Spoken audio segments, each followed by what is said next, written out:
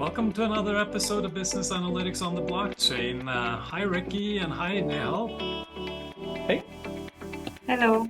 How are you guys today? doing great. Okay, very good. We're going to talk about NFT sales in the bear market, and we're going to try to figure out whether they have suffered terribly or not. So that should be interesting, and some analytics related to that. So take it away, guys. Sounds great. All right. So yeah, let's jump right into things. So for the video series, we will basically always start with a specific question that we want to answer. And for this video, we'll answer the question of how is NFT sale volume trending in the current bear market? So our output will basically look something like this, essentially visualizing the dollar volume traded on a marketplace over time. But we'll actually start with some basics here and work towards this and revisit this towards the end. So first, what is an NFT? NFT stands for non-fungible token, which sounds really complicated, but really isn't. A good way to understand this is to understand what something fungible is first. So you can think of something fungible as having a clear dollar value to it. So you can basically walk into a store and use it to pay for some goods. So assets like the dollar, the euro, even Bitcoin, Ethereum, these are all fungible. On the other hand, something non-fungible is an asset like a watch or a home. They are valuable, but they don't have a clear, globally agreed upon price. So you can't just walk into a store and, let's say, buy groceries in exchange for your watch. You need to go trade your watch for real fungible dollars first. And then for the T part of NFT, a token just means it's a digital asset in your possession where your ownership is recorded on a blockchain. So these digital assets can be things like artwork or digital real estate in the metaverse. And there's really all sorts of things that we really won't cover here. Users can then trade these tokens, these NFTs, between each other through marketplaces that facilitate those transactions. So the most well-known one is OpenSea, but that one operates as a more traditional company. And there's a number of other marketplaces which aim to take a more decentralized approach. And one of these marketplaces is called LooksRare, which is the one we will be doing our analysis on today. The topic of decentralized organizations is really, really interesting, but it's outside of the scope of this video. So we'll just jump into the LooksRare website and have Nehal walk us through what that looks like and where to get the data we will need for our analysis. So LooksRare differs from other NFT platforms by offering a comparatively lower fees while allowing the users to trade NFTs directly from their wallets like MetaMask. You can connect your wallets over here on the website. On the home page, you can also see the top collections on each day. Now, when we go to the rewards section of the LooksRare website, we can see that the platform fees goes to the stakers. So here, 100% of LooksRare trading fees are redistributed to Looks stakers along with bonus Looks rewards. And when it comes to listing and trading, then it rewards the users buying or selling NFTs on the platform in LooksRare coins, which are also known as Looks. And the creators also receive instant payments at the moment of sale. As we can see, there is a lot of data over here. So, Nehal, where can we get some data to dig deeper into what's going on this platform? So we can fetch this data from a site we introduced earlier, the graph. In our previous videos, we had introduced the graph and we had built the queries using our hosted service. But the hosted service would be gradually deprecated. And in order for the graph network to be truly decentralized, query fees have to be paid as part of the protocol's incentives. So now we'll be using the Subgraph Studio, and here the graph has introduced a new feature where you can receive 1,000 free queries on your first API key. So I'll quickly show you how to create an API key, and then using that API key, we'll fetch the data from LooksRare subgraph. Now, if I click here on create API key, I'll just give a name. And I have to give my email. While you're doing that, Nehal, Ricky, 1,000 free queries, that doesn't sound like much. What is that? What does that translate to?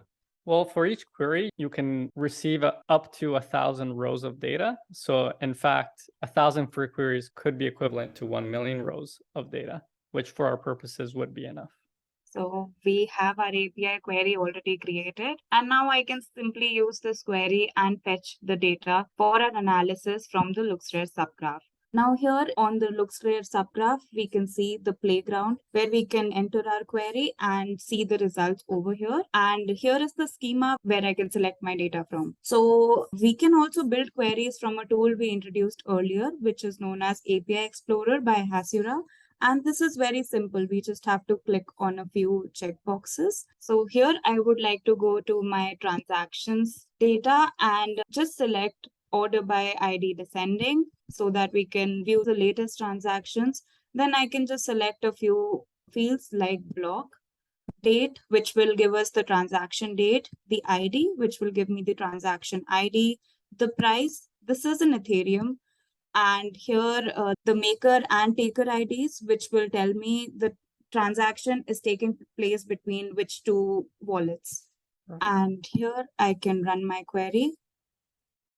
So Nehal, now we should have data on the right there that is the most recent data, the way I understand what you did. And we know how much money exchanged hands and between whom. Is that correct?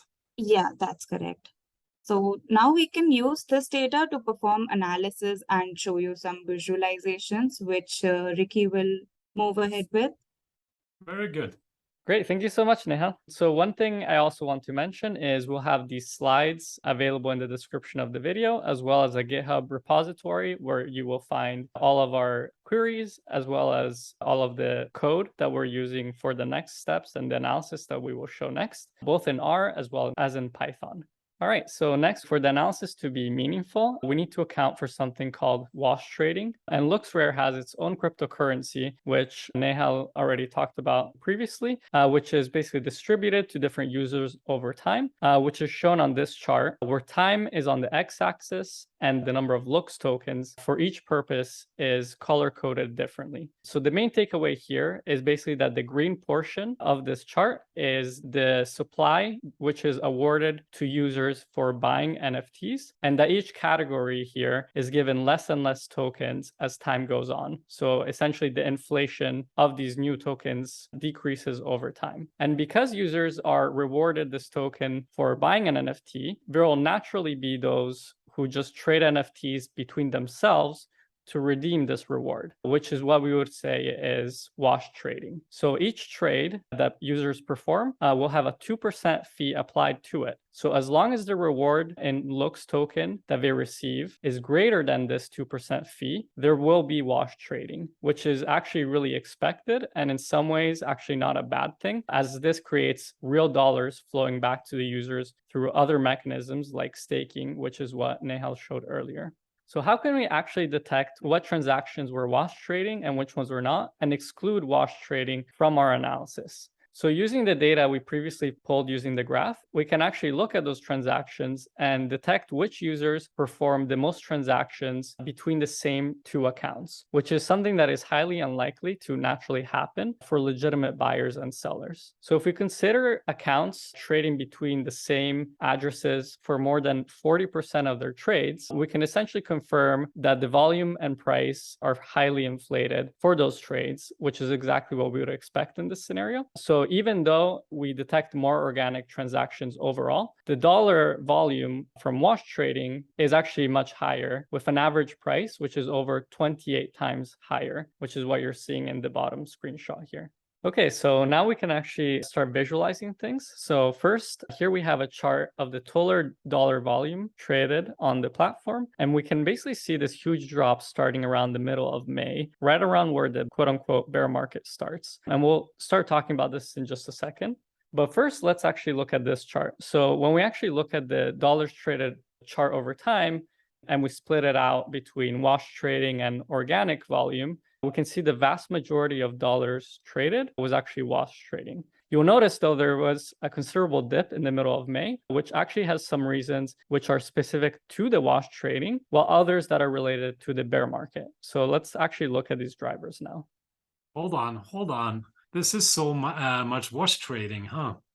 That's correct. And if you visualize the transaction count, most of them would be real transactions. But as we said previously, the ones performing wash trading have an average sale price That's about 28 times higher, which is actually what we would expect because users want to trade as much Ethereum as possible between themselves and minimize the Ethereum fees that they're paying. So they'll pay much above the floor price of an NFT when they're wash trading.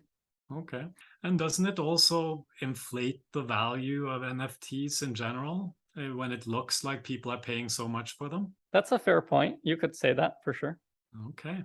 This is worrisome to me. There are a lot of negative side effects to this, and we're actually not even necessarily capturing all wash trading that is happening. Our logic actually only captures very obvious wash trading, and previous analysis on this topic have estimated that about 95% of the volume traded comes from wash trading. So yes, it is quite a bit, and yes, there are negative aspects to this for sure. Okay.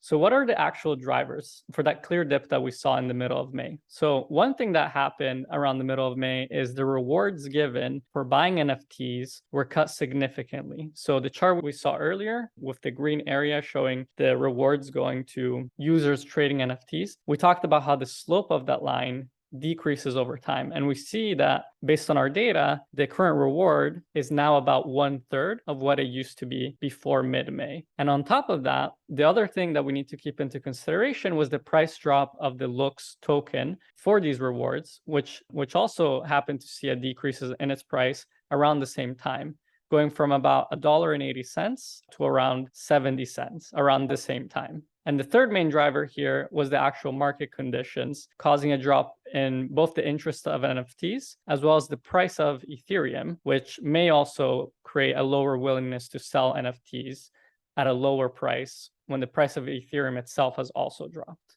So finally, our output for this analysis is this chart, which essentially shows us the real dollar amounts traded on the platform, excluding wash trading. And we can see how things have decreased in the bear market. That seems pretty clear, even if we take away the factors relating to wash trading.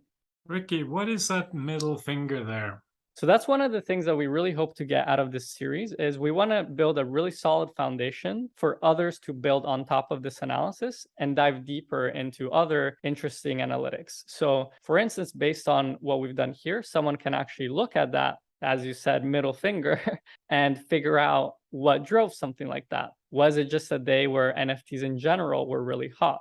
Was it a specific new NFT collection that came to the market and drove a lot of organic trading volume? Or was it a wash trader that applied more sophisticated logic for whatever reason on that specific day, which we didn't catch? So that actually brings us into our final point here. So as I said, we have a GitHub repository, which you have the full reproducible code. And we very much encourage anyone to take our code, build on it, do whatever you want with it. It's open source.